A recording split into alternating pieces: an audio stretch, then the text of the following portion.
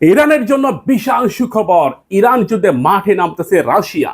ইতিমধ্যে রাশিয়ার Chechen commander Ramzan Kadyrov তিনি ইতিমধ্যে ঘোষণা দিয়েছেন, আমেরিকা যদি খার্ক আইল্যান্ডে কোনো প্রকার অভিযান পরিচালনা করে তাহলে সে যুদ্ধে অংশগ্রহণ করবে।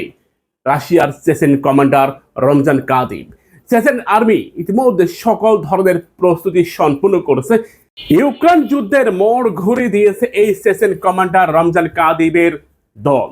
তার বাহিনী এতটাই হিংস্র, এতটাই বিপজ্জনক যে America, Britain, France, Germany, Netherland, Finland, Sweden, Hungary, Slovakia সম্বন্ধিত একটা বাহিনী তৈরি করেছে আমেরিকা অতি গোপনে, যারা ইউক্রেন যুদ্ধে অংশগ্রহণ করেছিল। কিন্তু রমজান কাদিরভের সেই সেশন আর্মির সামনে তারা রীতিমতো অসহায় হয়ে পড়েছিল। ইউক্রেনের সেনা কমান্ডার জোসেফ আন্দ্রিও তিনি জানালেন, সেশন আর্মির বিরুদ্ধে যুদ্ধ করা বিপজ্জনক। তারা শুধুমাত্র দুনিয়া থেকেই বিদায় করে দেয়, কোনো প্রকার আহত কিংবা তাদেরকে আটক করার চেষ্টাও করে না, ধরে আর মারে। দুনিয়া থেকে বিদায় করে দেওয়াই যেন তাদের নেশা। এই সেশন আর্মি যারা, তারা সবাই মুসলিম। রাশিয়ার একটা অঞ্চল চেচনিয়া, এটি রাশিয়ার একটি অঙ্গরাজ্যের মতো। তবে এই সেশন কমান্ডাররা দুর্দর্শ।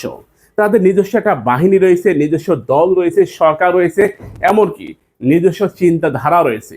তারা রাশিয়ার অঙ্গ সংগঠন হিসাবে কাজ করে। যেখানে রাশিয়ান সৈন্যরা ইউক্রেন যুদ্ধে সরাসরি ফিল্ডে নামতে ভয় পেয়েছিল, সেখানে এই সেশন আর্মি যারা, সেশন কমান্ডার যারা, তারা বীরের মতো মাঠে নেমে পড়েছে। আমেরিকার প্রেসিডেন্ট ডোনাল্ড ট্রাম্প ঘোষণা দিয়েছেন 10 লক্ষ সৈন্য পাঠাবে ইরানে সামরিক অভিযান পরিচালনার জন্য, স্থল অভিযান পরিচালনার জন্য। আর ঠিক তখনই সেশন কমান্ডারের এমন হুঁশিয়ারির পর মার্কিন সৈন্যরা রীতিমতো থরথর করে কাঁপতেছে। যেখানে আমেরিকার ভয় ইরানের বিপ্লবী গার্ড, তার উপর মরার উপর খাড়াগা হয়ে দেখা দিবে সেশন কমান্ডারের সেশন আর্মি। এই দুটি বাহিনীর বিপক্ষে আমেরিকা কতক্ষণ লড়াই করবে? এই যুদ্ধটা খুব ধীর স্থির ভাবে একটা বিশ্বযুদ্ধে রূপান্তর হচ্ছে। সেশন কমান্ডার রমজান কাদিব তিনি যদি যুদ্ধে অংশগ্রহণ করে তাহলে প্রত্যক্ষ পরোক্ষভাবে রাশিয়ায় যুদ্ধে অংশগ্রহণ করে ফেলবে। এটা হচ্ছে মূল হিসাব। যদি রাশিয়ায় যুদ্ধে যুক্ত হয় তাহলে এই যুদ্ধে ন্যাটো যুক্ত হয়ে যাবে। আর ন্যাটো যখন যুক্ত হয়ে যাবে তখন এটা একটা মহাযুদ্ধে রূপান্তর হবে। ইতিমধ্যে ইরান যথেষ্ট পরিমাণ মিসাইল নিক্ষেপ করে মার্কিন সামরিক ঘাঁটিগুলোকে একেবারে নড়বড়ে করে দিয়েছে। সৌদি আরব, কুয়েত, কাতার, বাহরাইন, ওমান, সংযুক্ত আরব আমিরাত থেকে শুরু করে জর্ডান পর্যন্ত, অর্থাৎ আরব অঞ্চলে যতগুলো মার্কিন সামরিক ঘাঁটি রয়েছে একমাত্র মিশর ব্যতীত বাকি সবগুলো সামরিক ঘাঁটি ঘুরিয়ে দিয়েছে ইরান। একই সাথে মধ্যপ্রাচ্যে আমেরিকার যত শক্তিশালী রাডার ব্যবস্থা রয়েছে প্রতিটা রাডারকেও ধ্বংস করে দিয়েছে। এখানে প্রায় বিলিয়ন ডলারের ক্ষতি হয়েছে। এমনকি আমেরিকা এখনো পর্যন্ত 200টির মতো যুদ্ধ বিমান হারিয়েছে, যার প্রতিটার দাম প্রায় $500 মিলিয়ন প্লাস। সামরিক শক্তিতে আমেরিকা যথাক্রমে 1 নম্বরে থাকলেও বর্তমানে স্থল অভিযান আমেরিকার জন্য এক বিপজ্জনক অধ্যায়। মার্কিন প্রেসিডেন্ট কোনো অবস্থায় যুদ্ধ বন্ধ করতে পারতেছে না, আবার এই যুদ্ধটাকে রানিং করার মতো কিংবা এগিয়ে নিয়ে যাওয়ার মতো, কন্টিনিউ করার মতো শক্তিও আমেরিকার নাই।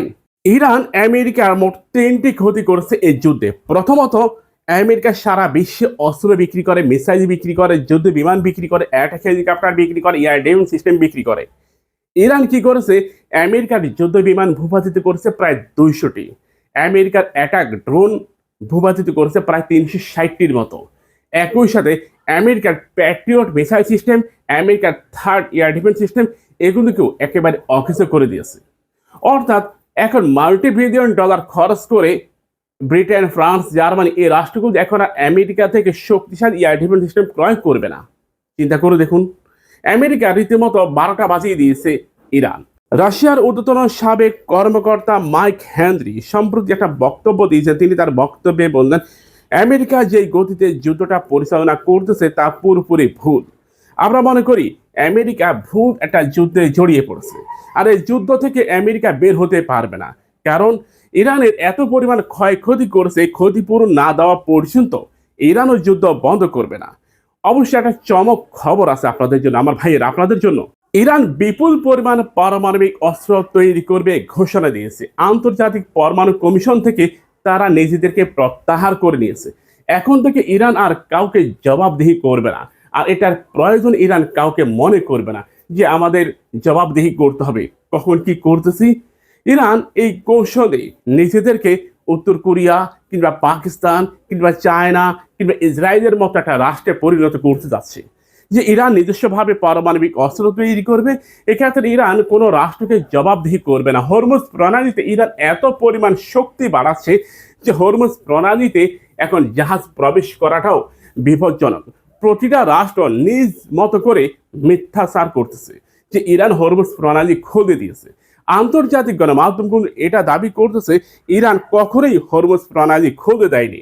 হরমুজ প্রণালীর প্রান্তরেই রয়েছে, মধ্যেই রয়েছে এই খার্ক আইল্যান্ড। আর এই খার্ক আইল্যান্ডকে কেন্দ্র করে যুদ্ধের নতুন মোড়। আর আমাদের বাংলাদেশের রাজনীতিবিদ, মন্ত্রী, এমপি তারা বলতেছে হরমুজ প্রণালী দিয়ে এখন জাহাজ চলাচল করতেছে।